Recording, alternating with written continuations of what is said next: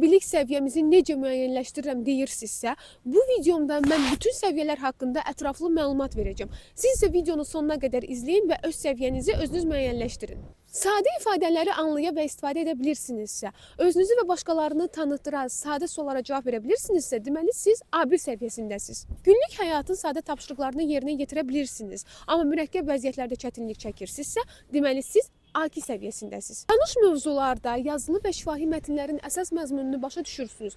Lakin daha mürəkkəb materialları anlamaqda çətinlik çəkirsinizsə, deməli siz B1 səviyyəsindəsiniz. Müxtəlif mövzularda sərbəst danışıqda iştirak edə bilirsiniz, fikirlərinizi ifadə edə bilirsiniz, amma mürəkkəb vəziyyətlərdə bəzən çətinliklər yaranır.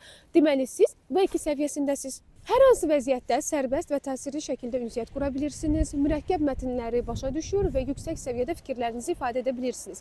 Deməli siz C1 səviyyəsindəsiniz. Oxuduğunuz və eşitdiyiniz hər şeyi başa düşürsünüz və hər hansı bir vəziyyətdə düzgün və dəqiq şəkildə fikrinizi bildirə bilirsiniz. Deməli siz C2 səviyyəsindəsiz. Bəs yaxşı, bu sadaladığım levellardan sən hansına maliksən? Şərh bölməsində fikrini bildirməyi unutma.